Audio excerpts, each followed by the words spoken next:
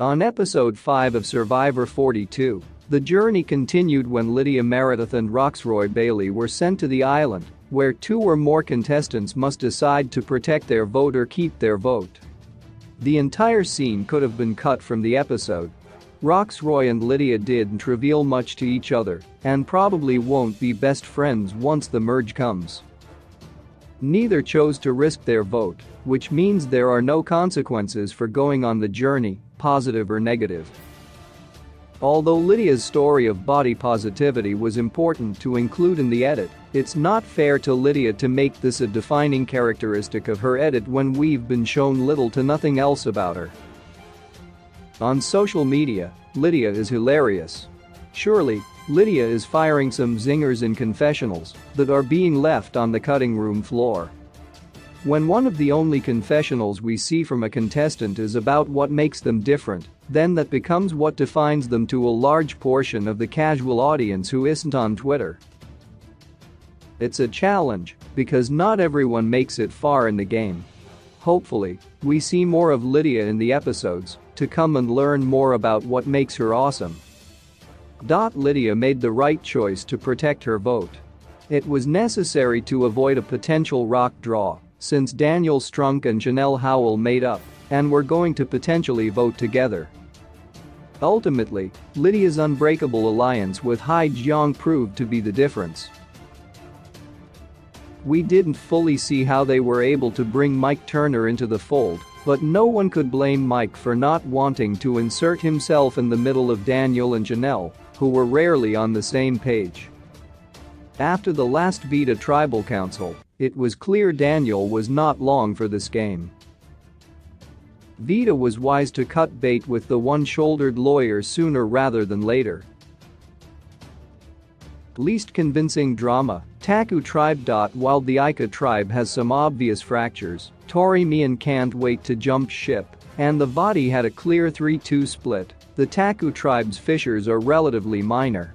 Last week, Marianne Akic became frustrated with Jonathan Young because he committed the mortal sin of saying they were a tight 4 in a public forum. This week, Jonathan got annoyed about a discussion centered around Mario Kart. With the tribe forced into close quarters due to bad weather, Jonathan had to endure the constant conversation between Marianne and Lindsay Delashewich. While he sat in the middle of the 2 women in discomfort, Marianne explained how she likes to play with her Mai on Mario Kart and Lindsay boasted about her ability to accelerate at the perfect time at the start of the race. Jonathan, who has no time for video games because he's too busy breaking pull-up records and bodyguarding for sexual predator Roy Moore, seriously, check out his audition tape, decided enough was enough, and dove into the ocean to catch fish. He told the camera he didn't have time for all that bologna, but he hasn't openly discussed leaving the alliance once the merge hits.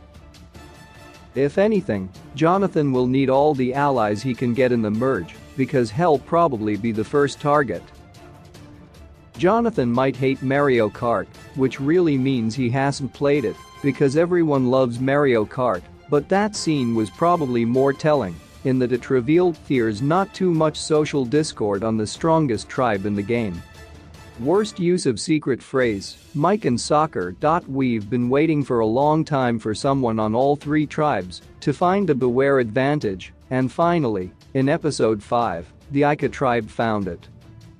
Mike Turner from the Vita tribe has had more than enough time to think of a way to incorporate his phrase, "There is such grace in a game of soccer," into the Matt chat. Once Marianne and Dree Wheeler said their phrases, it was Mike's time to shine. He dropped the ball. The rules of the game are pretty simple.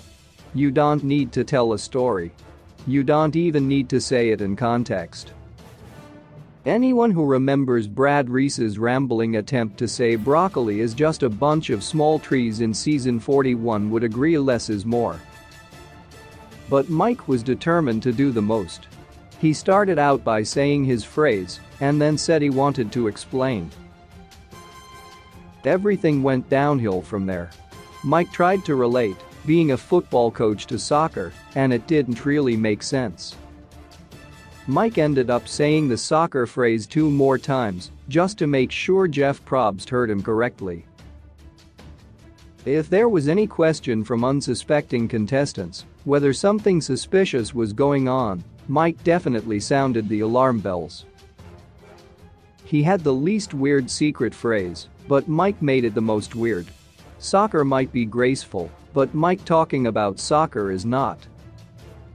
Best effort, Daniel fishing for an analogy at Tribal. When Survivor contestants return to real life and reflect on their experience on the island, one of the questions they are always asked is how they prepared for the game.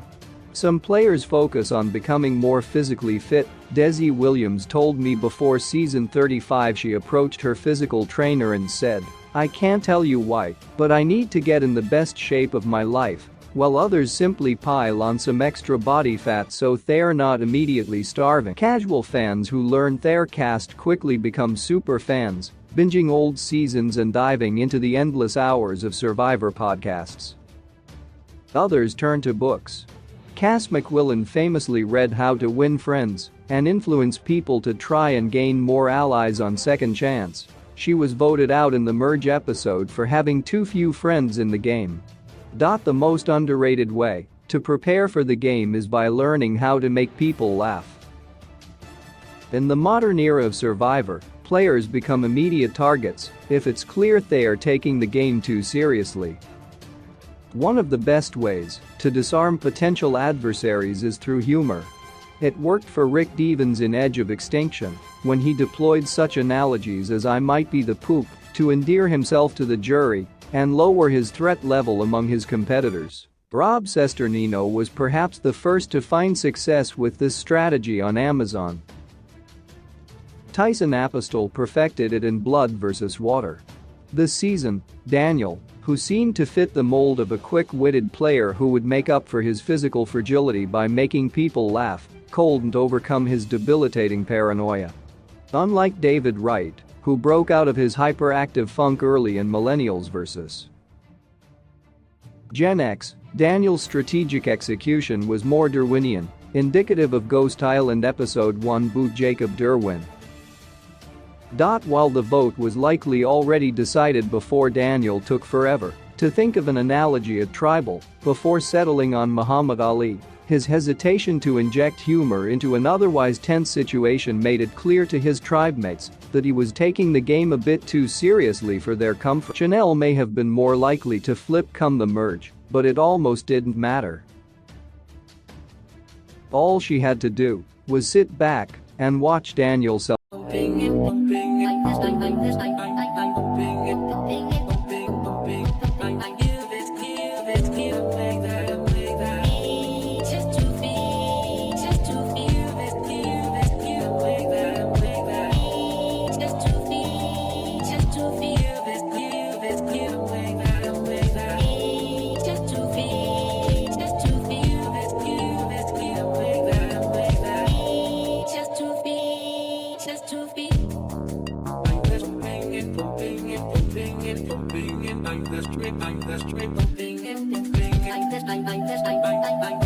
I'm